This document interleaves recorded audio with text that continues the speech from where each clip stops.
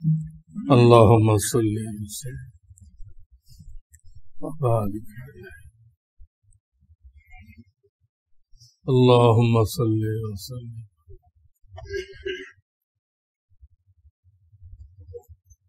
الحمد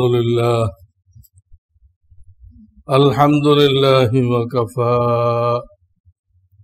وسلام على عباده الذين اصطفى. أما بعد فأعوذ بالله من الشيطان الرجيم. بسم الله الرحمن الرحيم. وعصى آدم ربه فغوى. وقال النبي صلى الله عليه وسلم: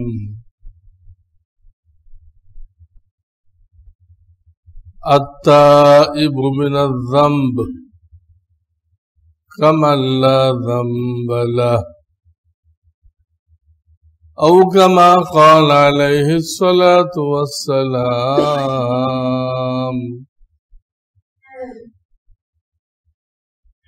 अल्हम्दुलिल्लाह। बुजुर्गान मोहतरम, আল্লাহ রাব্বুল আলামিন আমাদেরকে হেফাজত করেন। কিয়ামতের আগে যে বালা মুসিবতের কথা বলা হয়েছে, একটার পরে একটা থামবে না।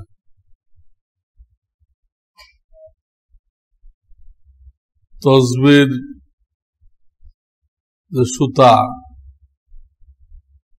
এটা কেটে দিলে দানা যেভাবে পড়তে থাকে, এটা দিয়ে উদাহরণ দেওয়া হয়েছে। একটার পর একটা পড়তে থাকে। আমরা পৃথিবীর শেষ জামানায় আসছি। বাহ্যিক ভাবে মনে হয় পৃথিবীর হায়াত শেষ। সব জিনিসের একটা হায়াত আছে, পৃথিবীরও হায়াত আছে।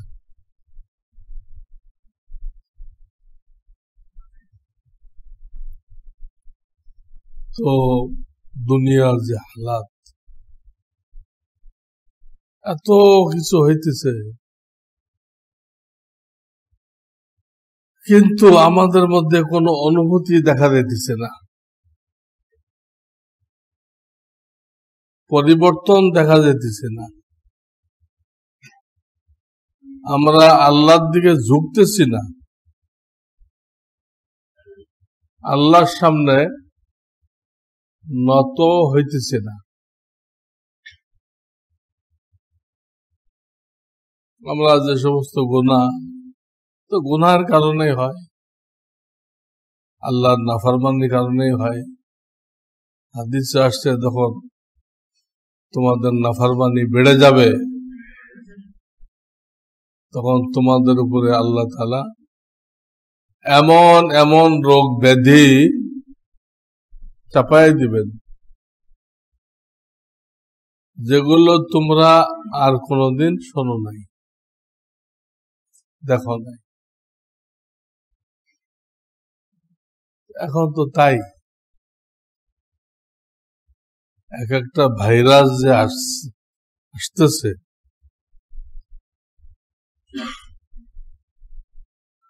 এগুলোর নাম আগে কে শুনছে? ভাইরাস আসার আগে এই কোভিড-19 বা করোনা, এসব নামগুলোকে আমরা জানতাম?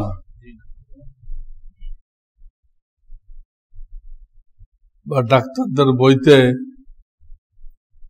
এই নামে কোন ভাইরাস নিয়ে আলোচনা করা হয়েছে? আরো কি আসবে, কত ভাইরাস আসবে। আমরা এখনো কিছুই জানি না, আসবে। হাদিস দ্বারা বোঝা যায় আল্লাহ রসুল তো দেখে দেখে বলছেন, তিনি গায়েবের খবর জানতেন না।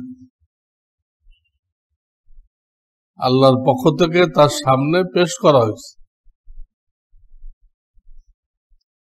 আর তিনি বয়ান করছেন দেখে দেখে।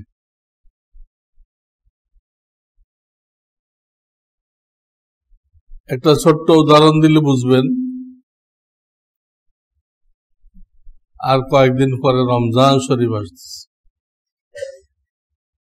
আমরা ইনশাআল্লাহ খতম তারাবি পড়ব।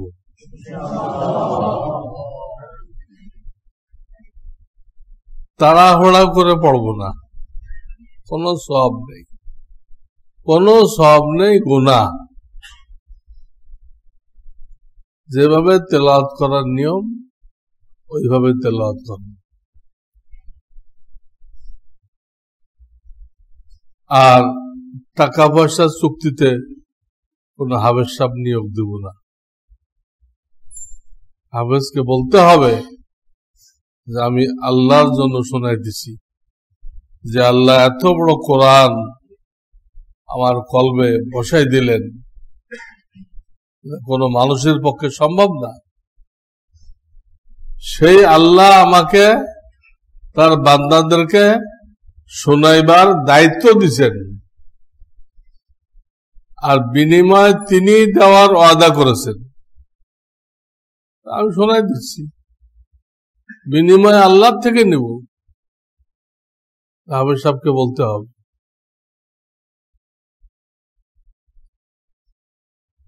এরপরে যদি কেউ তাকে মহাব্বত করে, এরকম হাফেজকে তো মহাব্বত করবেই।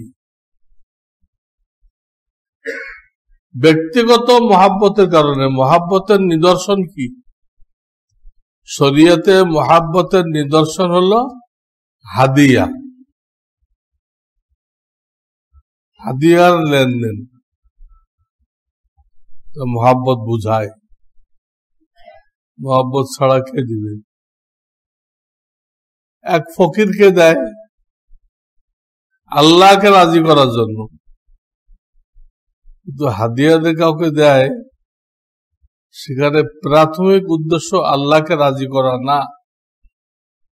আল্লাহর বান্দাকে রাজি করা, আল্লাহর বান্দাকে রাজি করা। এবং শরীয়তে সেটা সব বেশি, সওয়াব বেশি। আল্লাহর নেক বান্দাকে রাজি করলে আল্লাহ বেশি খুশি হন, বেশি খুশি হন। দুনিয়া তো এই সিস্টেম। আপনি একজনকে মহাব্বত করেন, তাকে কিছু দিলে সে যা খুশি হবে, তার বিবিকে বা ছেলেকে বা মেয়েকে যদি দেন, ওকে না দিয়ে ওকে দিলে তা খুশি হইতো, এটাতে তার থেকে বেশি খুশি হবে।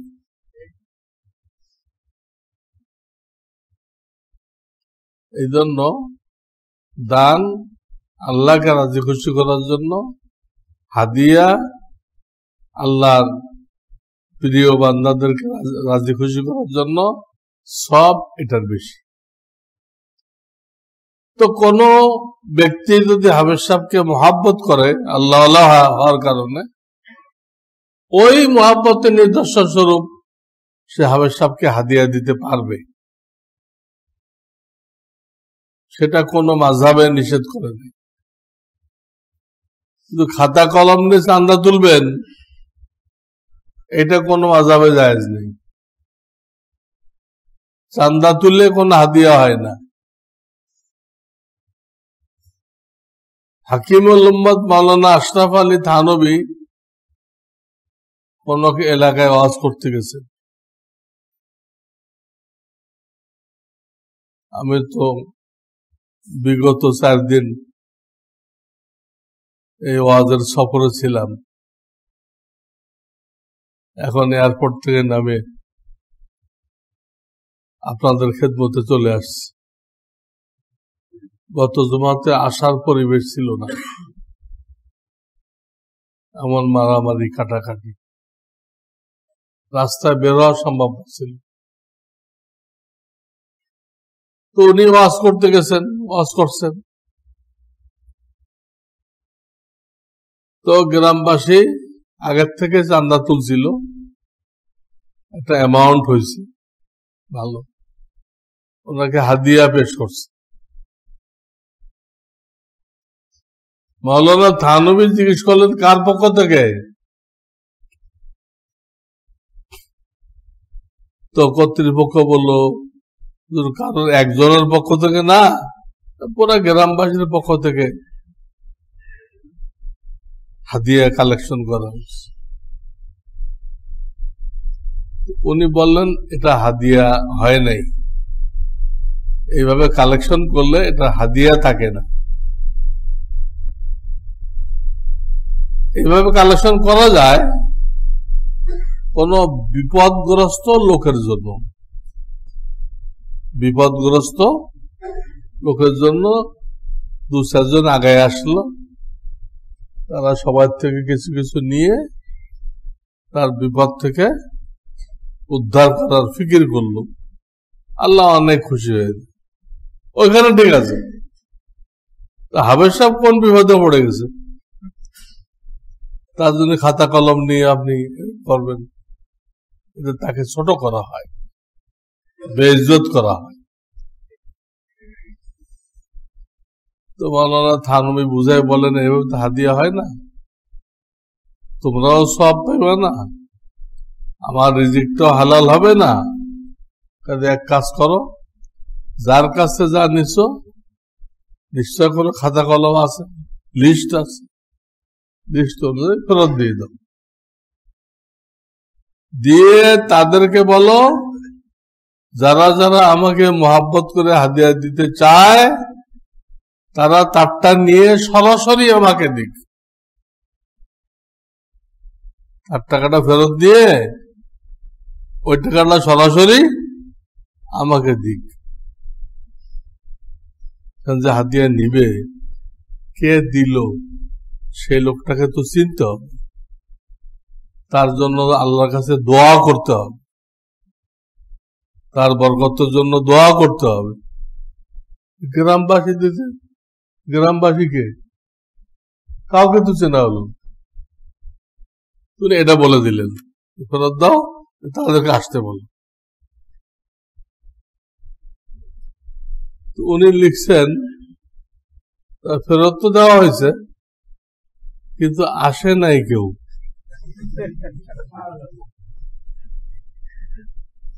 ব্যক্তিগতভাবে কেউ আসে,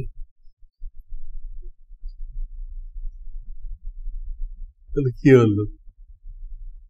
জায়েজ ভাবে সাধারণ লোকেরা করতে রাজি, নাজায়েজ ভাবে করতে রাজি আছে। মনে করে যে 10-20 টাকা 50 টাকা নিয়ে কি হাদিয়া দেওয়া যায়, হুজুরে কি মনে করবে, এই মনে করবে। আরে যে কোনো জিনিস হাদিয়া দেওয়া, মোহাব্বত যদি থাকে, মোহাব্বত যদি থাকে। আমি এক বাসায় ভাড়া থাকতাম, আর এক তলায় আর এক লোক ভাড়া থাকত, উনি আমাকে মহব্বত করতেন। তো কোন সময় আমার জন্য হাদিয়া পাঠাইতেন একটা কলা, একটা খেজুর, আর তার ছেলেপেলেরা খুব বকাবকি করত, আপনি মান ইজ্জত সব খেয়ে এই কি হাদিয়া দেয় মানুষ। আর উনি কইতেন ভাই মহাব্বত যদি থাকে উনি কিছুই মনে করবেন না, উনি খুশি হয়ে আমার জন্য দোয়া দিবে, আমি দোয়া দিতাম। এই হলো মোহাম্মত। এইভাবে দিতে পারবেন, খাতা কলম তুলে। তারাবিটা নষ্ট করবেন না, এত কষ্ট করে তারাবি পড়লেন, একটা গুনাহ করে এটা বাতিল করে দিবেন, ঠিক না? আল্লাহু আকবার। তো আসলে আমার যেটা বলা উদ্দেশ্য ছিল সেটা হলো এই, সবে বরাআতে আল্লাহ তাআলা সাধারণ ক্ষমা ঘোষণা করছে, সাধারণ ক্ষমা। যে শিরকে লিপ্ত তাকে ক্ষমা দেন নাই, কিন্তু সে যদি শিরিক থেকে তওবা করে, যত মাজার পূজারি আছে, রাসূলুল্লাহ হাজির নাজির, এগুলো সব শিরিক। কবরে দোয়া করা, প্রার্থনা করা, মান্নত করা শিরিক। শিরিকের গুনাহে যে লিপ্ত আছে তাকে মাফ করেন না।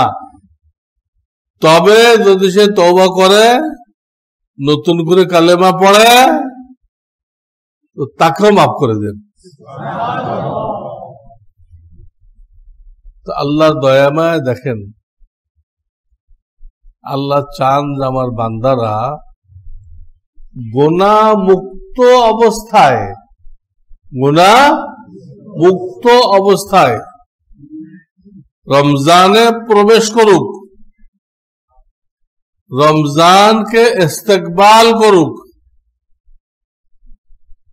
ইস্তেকবাল কি জিনিস? হ্যাঁ, রিসেপশন।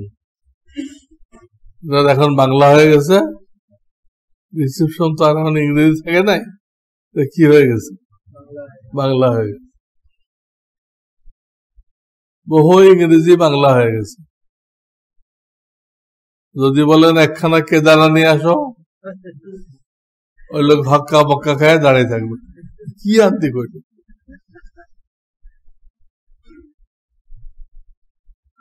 কারণ চেয়ারের বাংলা হলো কেদারা, এটা কয়জন বাঙালি জানে?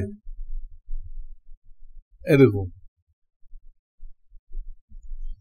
তো আল্লাহ এটা চাইছেন, আমার বান্দারা গুনাহ মুক্ত অবস্থায় রমজানকে রিসেপশন করুক, রমজানে প্রবেশ করুক, যাতে রমজানের চাঁদ দেখার সাথে সাথে সে আল্লাহর রহমত পাইতে পারে।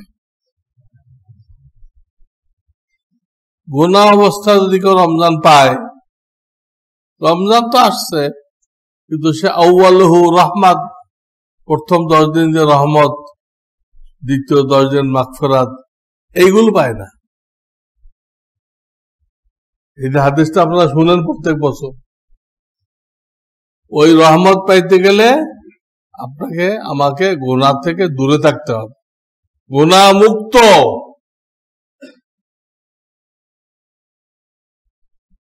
তো বান্দা যাতে এটা পারে, এই জন্য রমজানের আগে সবে বারাআত রাখছেন,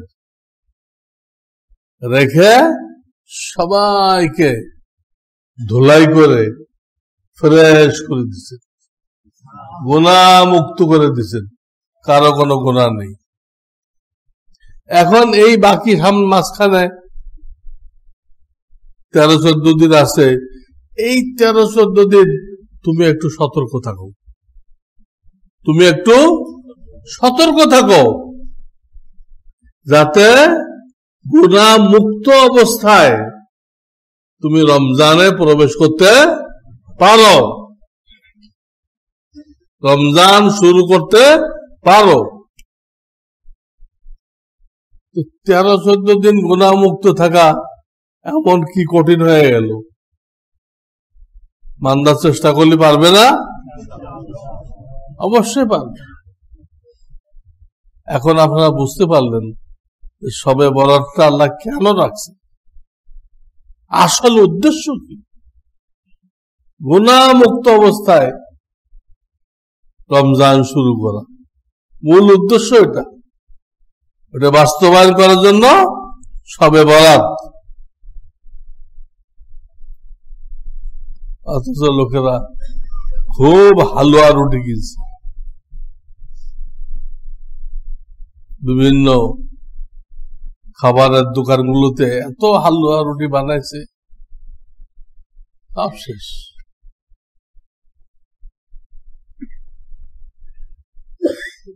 হালুয়া রুটি খাওয়ার জন্য মনে করছে। সহায়ত কেন দিছে? আমরা হালুয়া রুটি খাইতে পারি। আরে সারা বছর খান হালুয়া রুটি। এই কথাটা বুঝতে হবে এবং এর জন্য একটু ত্যাগ কুরবানি করতে হবে। গুনাহ করলে আল্লাহর গজব সেই ব্যক্তির জন্য হালাল হয়ে যায়, গজব হালাল হয়ে যায়। অর্থাৎ যে কোনো সময় যে কোনো গজব, যে কোনো আযাব তার উপরে পড়তে পারে। আর আখিরাতে তো আছেই। এই গুনাহগুলো মিলে অন্ধকার সৃষ্টি করবে, তখন সে পুলসিরাত পার হইতে পারবে না। পুলসিরাতের ওখানে তো অন্ধকার, আবার এই গুনাহ দিয়ে আরো অন্ধকার বাড়াইছে। অন্ধকারের মধ্যে এই পুলসিরাত দিয়ে যাবে কেমন? সে যারা নামাজকে সঠিকভাবে পড়ে, এই নামাজ সেদিন তার আলো হবে, সে আরামসে পার হয়ে যাবে। এই জন্য বর্তমান অবস্থায় আমাদের যে জিনিসটা ভাবতে হবে, এক তো আযাব গজব আসতেছে, তার থেকে বাঁচার জন্য গুনাহ ছাড়তে হবে। দ্বিতীয়ত রমজান আসতেছে, এই রমজানের রহমত মাগফিরাত পাওয়ার জন্য কি করতে হবে? গুনাহ থেকে বাঁচতে হবে। এখন গুনাহ কি জিনিস? গুনাহের তালিম হওয়া দরকার, কিন্তু কোন মসজিদে শুনি না তো অমুক মসজিদে গুনাহের তালিম হয়। আপনারা শুনছেন? হ্যাঁ, গুনাহের তালিম হইতে হবে, যাতে মুসলমান ভাইয়েরা জানতে পারে এই জিনিসগুলো আমার আল্লাহ হারাম করে দিয়েছেন। আর একটা হারামের মধ্যে এই পাওয়ার আছে, একটা হারাম মানুষকে দোজখে নিয়ে যেতে পারে। একটা হারামের মধ্যে এরকম মারাত্মক পাওয়ার আছে। সে গুনাহ কি এটাই জানে না। আজকাল যে ছবি তুলতেছে তা হারাম। বুখারী শরীফের মজবুত হাদিস দ্বারা হারাম সাব্যস্ত হয়েছে, কিন্তু এত ফুর্তির সাথে, এত আনন্দের সাথে, এত হাসি খুশি ছবি তুলতেছে, এটা তার ইমানের অবস্থা কি হইতেছে? সে জানে না যে এটা হারাম, আর আল্লাহ নারাজ হইতেছেন। প্রাণীর ছবি তোলা মানে কি? আল্লাহর সাথে শিরিক করা। আল্লাহ আপনিও বানান, আমিও বানাই। এই জন্য হাসরের ময়দানে বলবে ঠিক আছে, আমিও বানাই, তুমিও বানাও। তো আমি তো জানও দেই, তুমিও জান দাও। তুমি যেগুলো বানাইছো এগুলো জান দাও। জান কোথেকে দিবে? সেদিন এই তামাশার ফলাফল বুঝে আসবে। ইহুদিরা এই জিনিস আমাদের হাতে তুলে দিচ্ছে। আগে তো আলাদা দোকান থাকতো, কারো ছবি তুলতে হলে সেখানে যাইত। এখন তো প্রত্যেকটা লোক ক্যামেরাম্যান। জাহান্নামের ফুল কোর্স ইহুদিরা আমাদের হাতে তুলে দিছে, কিন্তু আমাদের কোনো বোধ উদয় হয় নাই। আমাদের ধ্বংস করা হয়েছে, আমরা উপলব্ধি করতে পারিনি। এই জন্য আপনাদের কাছে দরখাস্ত করব, আমার লেখা যে কিতাবুল ঈমান, এই কিতাবুল ঈমানের 4র্থ অধ্যায়, কিতাবুল ঈমানের 4র্থ অধ্যায় আমি এই হারাম কাজগুলোর একটা তালিকা দিচ্ছি, চার্ট দিচ্ছি।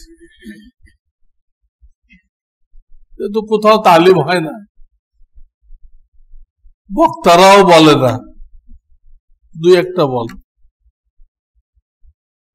বক্তারাও বলে না। এখন আর কি করার আছে? আপনারা কিতাবুল ঈমান থেকে এই তালিকাটা পড়ে নেন, পড়ে তারপরে নিজের জিন্দেগির সাথে মিলান, নিজের জিন্দেগির সাথে মিলান। এর মধ্যে কোন কোন পাপ আমার মধ্যে পাওয়া যায় সেগুলো চিহ্নিত করেন। ওখানে প্রায় 150 গুনাহের তালিকা দেওয়া আছে, 150। আপনার ভিতরে কয়টা আছে? এইগুলো কষ্ট করে, কষ্ট হবে, কারণ গুনাহ করতে করতে মানুষ অভ্যস্ত হয়ে গেছে। গুনাহ করতে করতে কি হয়েছে? অভ্যস্ত হয়েছে, মজা পাইতেছে। যারা টেলিভিশন দেখে তারা মজা পাইতেছে, তারা মদ খাইতেছে। মদ কিন্তু কোনো সুস্বাদু জিনিস না, মদ কোনো সুস্বাদু জিনিস না, এটা তিতা, আবার একটা বিশ্রী গন্ধ আছে। তারপরে যে খাইতেছে সে কিন্তু মজা পাইতেছে, মজা পাইতেছে। নফস এই গুনাতে মজা পাইতেছে। আবার অনেক বান্দা আছে মসজিদে এসে মজা পাইতেছে, নামাজ পড়ে মজা পাইতেছে, কোরআন তেলাওয়াত করে মজা পাইতেছে, বয়ান শুনে মজা পাইতেছে। একজন গুনাতে মজা পাইতেছে, একজন দাড়ি রেখে মজা পাইতেছে, আর একজন দাড়ি মুন্ডায় রসুলের কলিজায় ছুরি চালায় মজা পাইতেছে।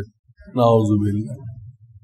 এই তালিকাটা আপনারা দয়া করে পড়েন, তারপরে এগুলো কোনগুলো আপনার ভিতরে আছে বাদ দেন।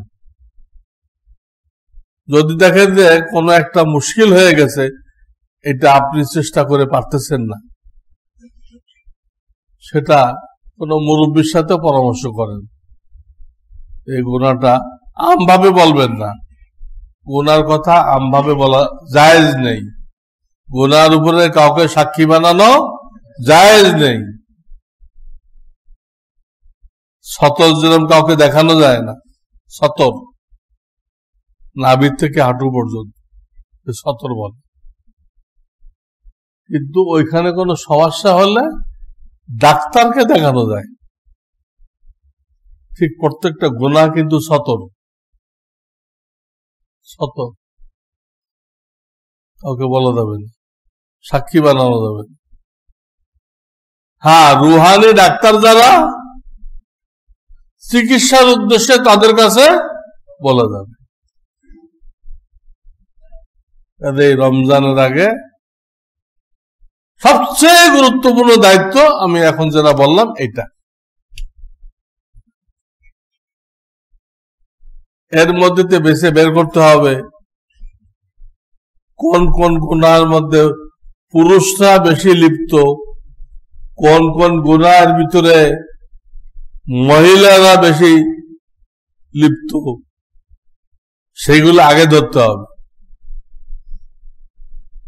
পুরুষ যেরকম প্যান্ট পরে টাকনুর নিচে, কোথায় পরে?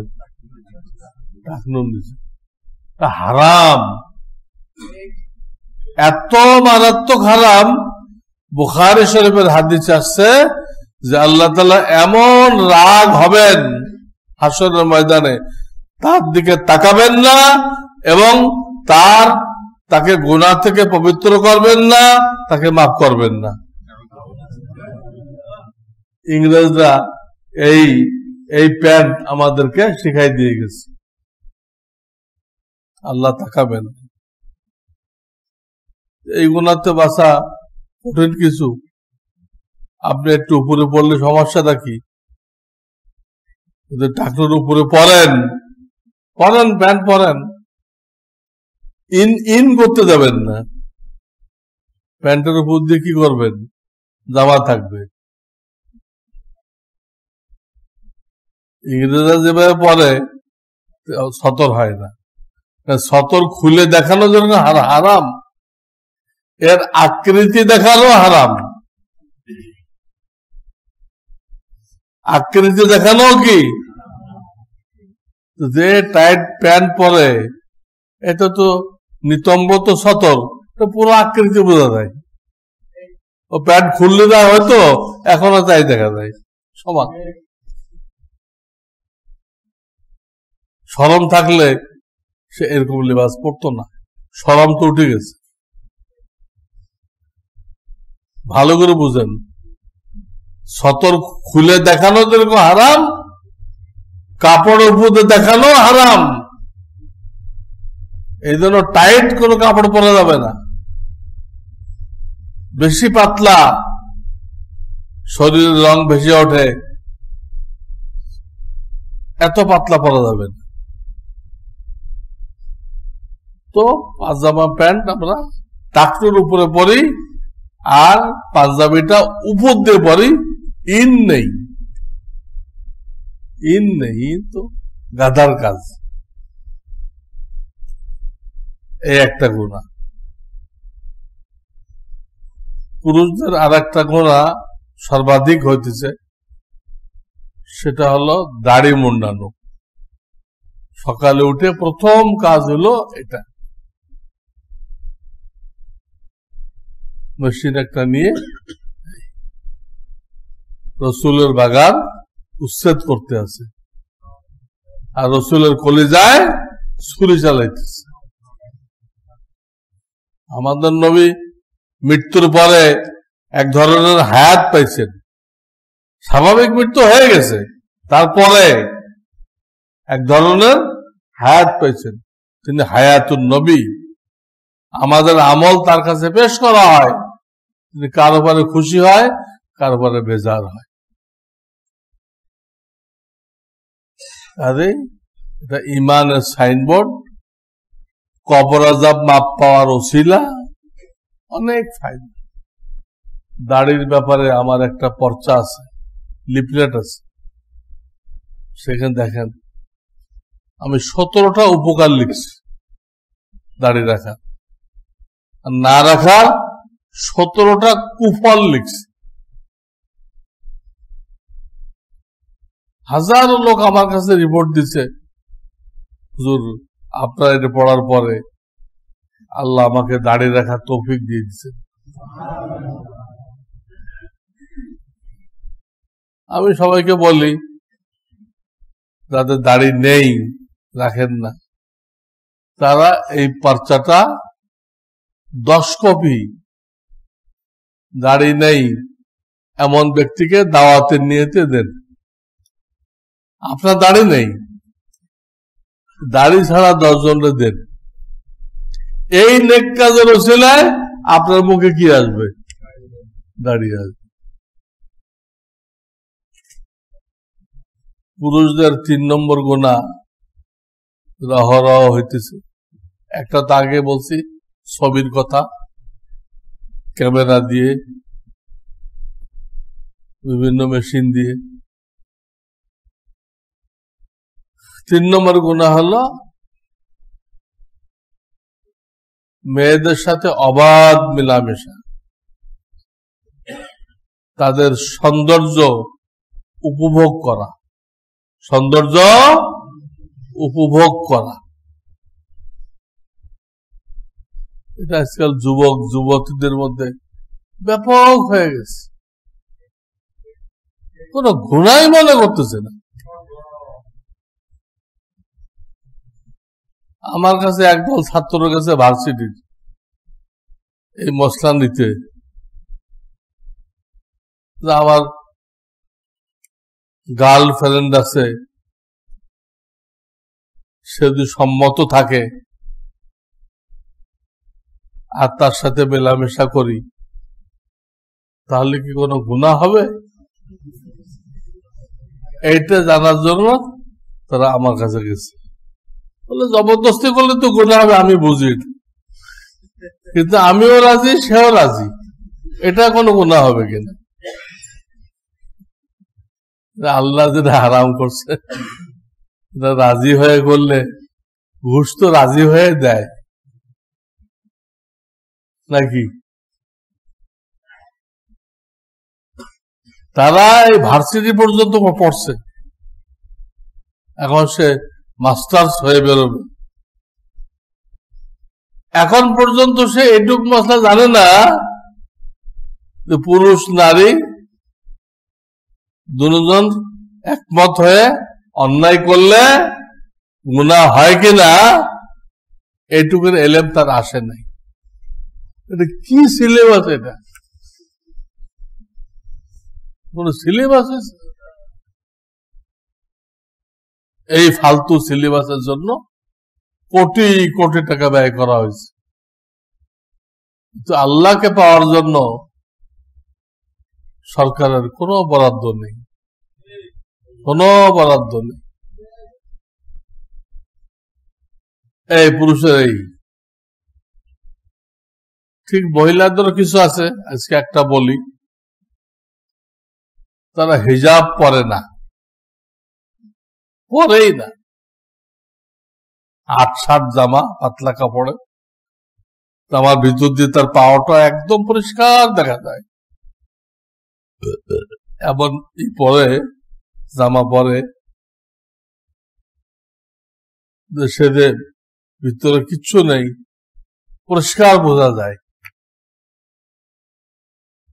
আমাদের সামনে পড়ে এগুলো, আপনাদের সামনে আরো বেশি বড়, হিজাব পরে না। আবার কতক মহিলা হিজাব পরে কিন্তু এত টাইট ফিট, অথবা তার মধ্যে এত নকশা করা এটার বোরকা নেই। ওটা যদি কোনো বুড়িও পরে তো যুবকরা ওখানে ঝাঁপাই পড়বে। বোরকা এত সুন্দর, এর মধ্যে কি চিজ আছে? বুড়িকে পড়াইলো যুবকরা হয়রান হয়ে যাবে। এগুলো বোরকা না, এত টাইট ফিট, বা বোরকার মধ্যে আবার নকশা করা।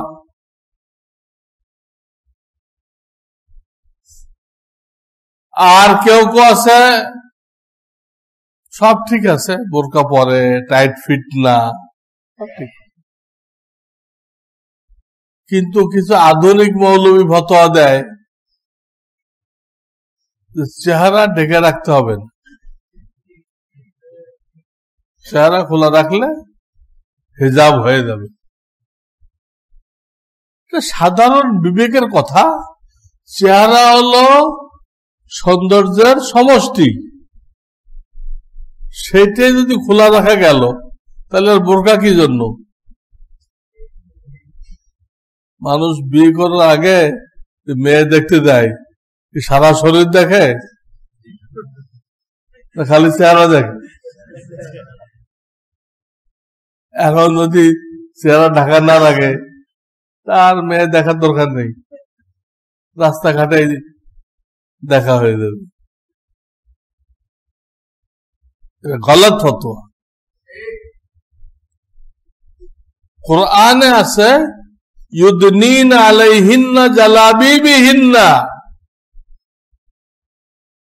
মুসলিম মহিলারা তারা যে বোরকা পরবে, ওই জমানায় পড়তো মোটা চাদর, ওই এক চাদর দিয়ে পুরো শরীর ঢেকে দিত।